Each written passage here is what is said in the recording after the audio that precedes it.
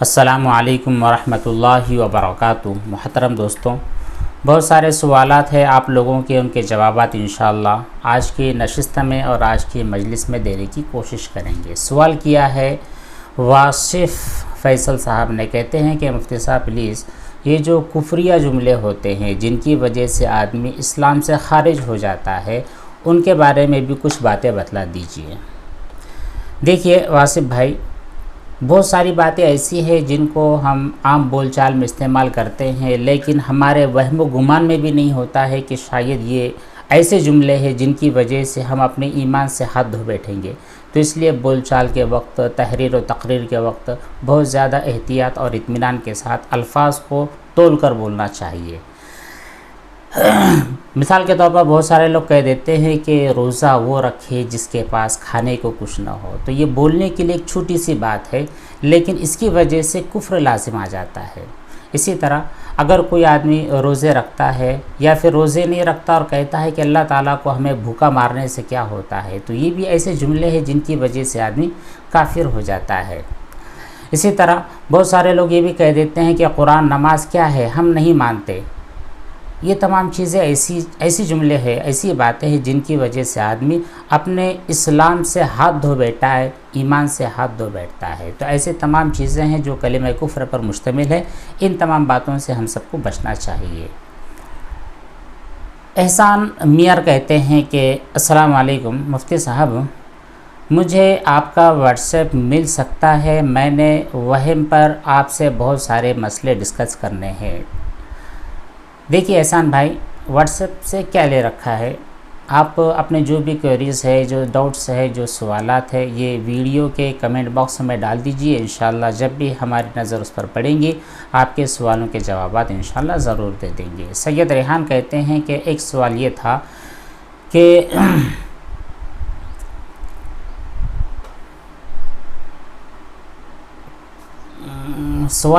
کہ کپڑے صاف کرنے کے بعد دھبا جو دکھائی دیتا ہے وہ دھبا پاک ہے یا ناپاک؟ دیکھیے جب آپ نے اطمینان کے ساتھ اپنے کپڑوں کو دھو دیا ہے، اس پر کہ جو بھی نجاست تھی، جو بھی گندگی تھی، اس کو ریموو کر دیا ہے، تو آپ کا کپڑا پاک ہو چکا ہے۔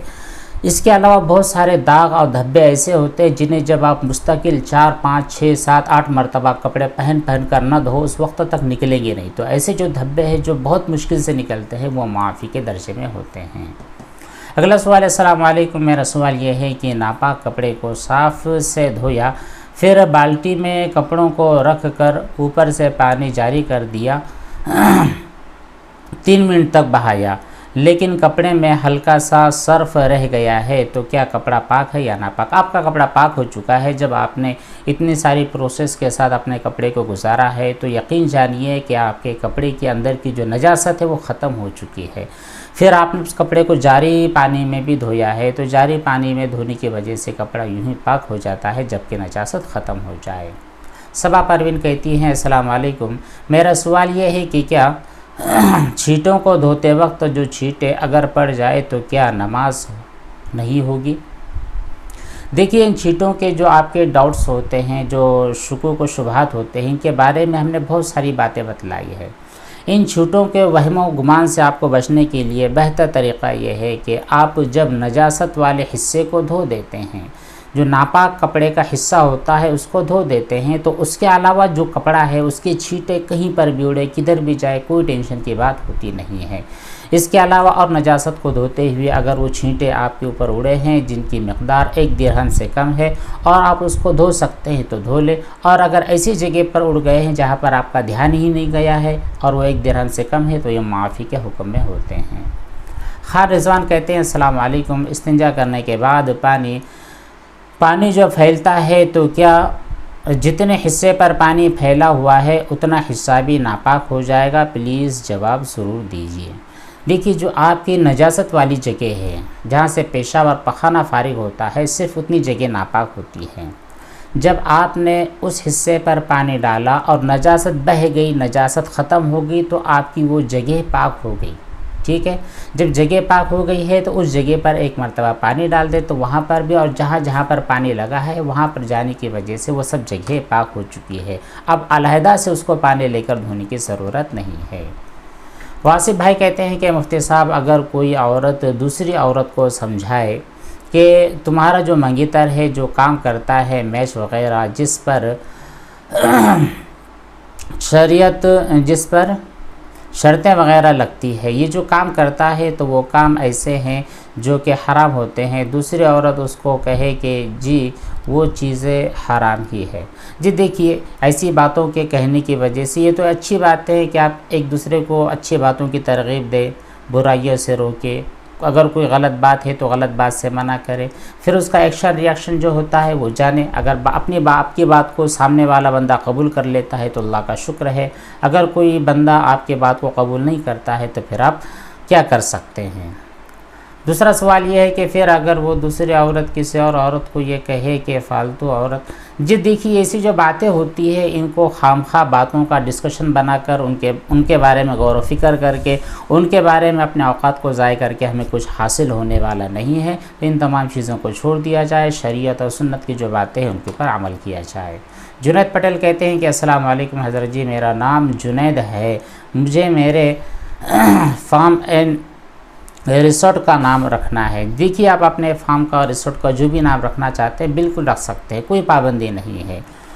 ایسا نام رکھے جو بالکل آسان ہو، لوگ اس کو یاد رکھ سکتے، شارٹ میں ہو، اور جن کی وجہ سے آپ کے جو ریسورٹ ہے یا جو آپ کا فارم ہے اس کی حیثیت لوگوں پر کھل جائے کہ وہاں پر کیا کیا فیسلٹی ہو سکتی ہے، وہاں پر کیا سہولیات ہمیں میسر ہو سکتی، ان تمام چیزوں کا مجموعہ بنا کر آپ اپنے ریسورٹ کا نام رکھیں، کوئی مسئلہ نہیں ہے۔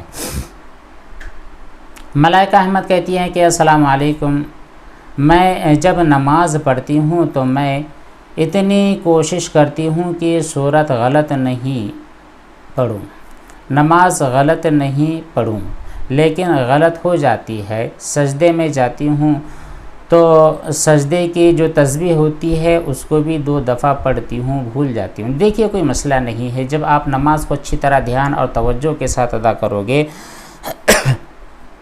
مکمل اخلاص و للہیت کے ساتھ آپ نماز پڑھو گے تو اس طرح کے جو خیالات ہیں وہ آپ کے درمیان نہیں آئیں گے۔ پھر بھی اگر کچھ غلطی ہو جاتی ہے تو آپ کے پاس سجدہ سہو کا مسئلہ ہے، ٹھیک ہے، لیکن آپ نے کہا کہ 2 مرتبہ تسبیح پڑھتی ہے، 3 مرتبہ بھول جاتی ہے، تو اس سے کوئی ٹینشن والی بات نہیں ہے۔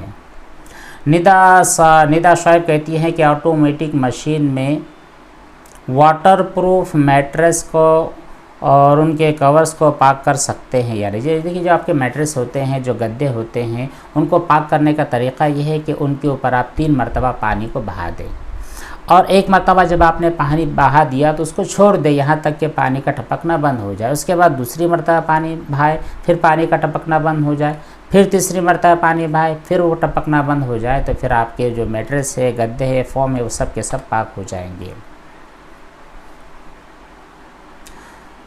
سنبل خان کہتی ہیں کہ غسل کرتے ٹائم کان میں پانی چلا جائے تو کیا وہ پانی ناپاک رہے گا؟ پلیز مجھے بتلائے۔ کان میں پانی جانے کی وجہ سے آپ کا پانی ناپاک کیوں ہوگا؟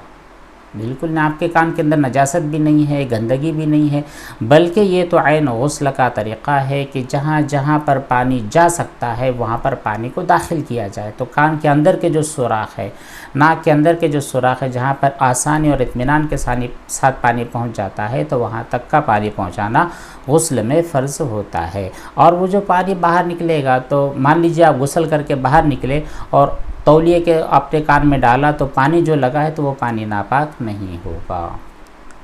عظیم معین کہتے ہیں کہ اگر کوئی توحید کی کسی عقیدے کا انکار کر دے تو کیا وہ آدمی کافر؟ جی کافر ہو جاتا ہے۔ ایمان کا مطلب یہ ہے کہ جتنا گچھا ہے ایمان کا، اللہ، اس کے رسول، قرآن کریم اور گزشتہ جو انبیاء، ان تمام چیزوں کے اوپر، فرشتوں کے اوپر، آخرت پر، موت پر، ان تمام چیزوں پر ایمان لانے کا نام ہی ایمان ہے، تبھی آدمی مومن ہوتا ہے، تبھی آدمی مسلم ہوتا ہے۔ ان تمام چیزوں کو، ان تمام عقائد میں سے کسی ایک عقیدے کو وہ انکار کرنے والا ہوتا ہے تو پھر وہ دائرہ اسلام سے خارج ہوتا ہے۔ اللہ تبارک و تعالی ہم سب کو نیک عمل کی توفیق بخشے۔ والسلام علیکم ورحمۃ اللہ وبرکاتہ۔